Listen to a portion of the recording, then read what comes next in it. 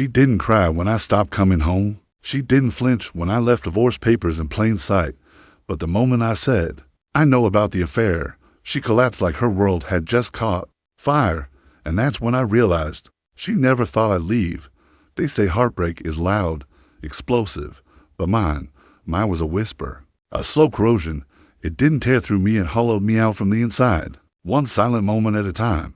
7 months ago, I uncovered the truth. My wife had betrayed me. No screaming match, no shattered glass, just a quiet, all-consuming ache that anchored itself in my chest and refused to leave.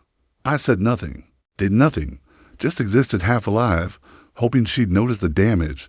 Maybe she did. Maybe that made it easier for her. I became a shell, outwardly functional, internally erased. Then something snapped to, maybe 3 months back. I stopped pretending we were anything but done. I stopped making room for her in my presence, in my life, in my silence. I'd leave before she walked through the door. Our conversations became mechanical, clipped. I left the divorce paperwork out in the open, a silent declaration. Even the kids picked up on the chill. They asked what was happening. I gave them the gentlest version of the truth. Your mom and I love you, but sometimes love isn't enough to make things work. She was there. She heard me, didn't speak, didn't deny it. That silence, that was the admission I needed. And just when I thought the universe had wrung me dry, it sent me a ripple from the past Sally. We hadn't crossed paths in years. The one that almost was, the almost that never became. But the moment I saw her again, something stirred, something real. Are you with anyone? She asked carefully. I hesitated. It's complicated. How complicated? I'm still married, technically, but not emotionally. That part's been over for a long time.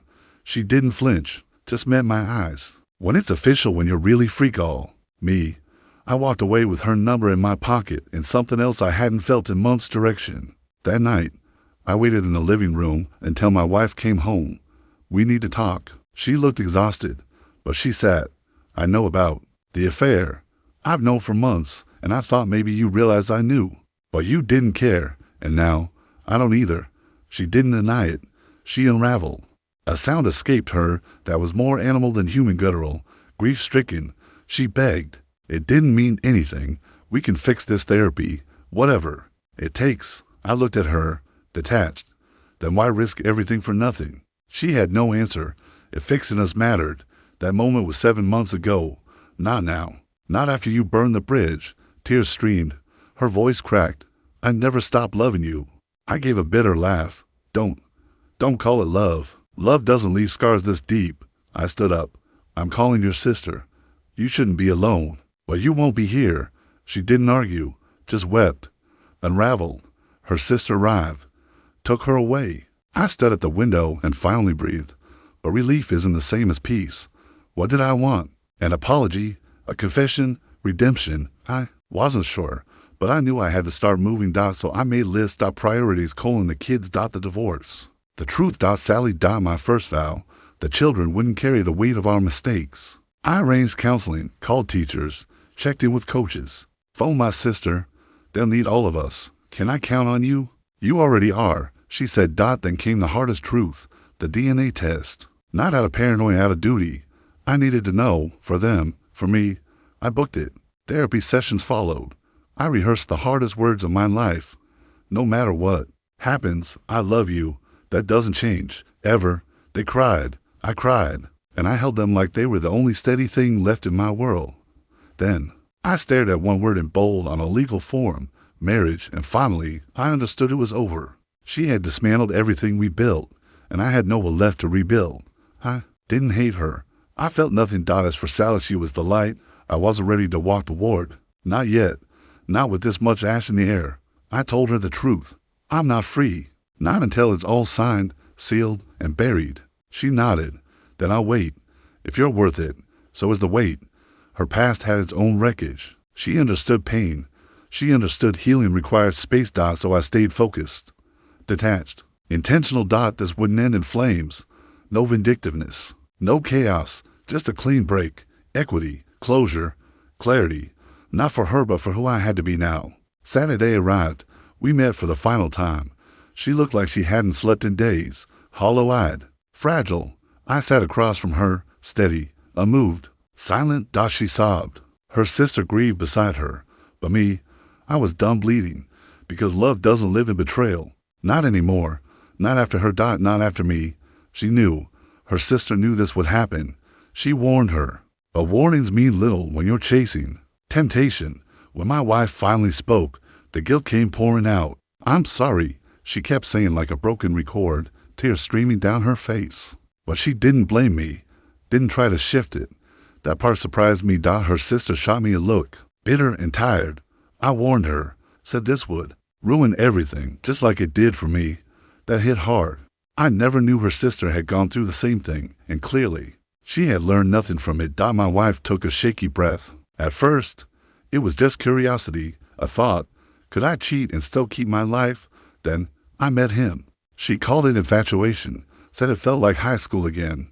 She swore she didn't plan it, but I saw through that. You don't fall into an affair by accident. You walk into it, one lie at a time. I thought it was harmless, she whispered. A phase. I didn't think anyone would find out. You didn't think I would find out? I asked, my voice ice. No, and if you did, I thought maybe you'd understand, that she was happy, that she deserved this. She genuinely thought our marriage could survive it, that we'd somehow bounce back. She said she ended it weeks ago, handed me her phone. I checked. Dozens of desperate texts from him were still pouring in. So much for it's over. I've been trying to fix us, she pleaded. You thought we'd come back stronger. I asked, yes. I leaned forward. Then that I told you I knew.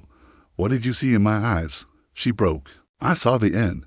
Then why are we still here? She begged. Because I have to try for our family. That's when I asked the only question that mattered. What gave you the right to destroy us? To do this to me, to our kids? She just shook her head, lost. I don't know. Not good enough. I snapped. You don't just accidentally ruin a family. She crumbled again, sobbing. I never meant to hurt you, but you did, over and over again.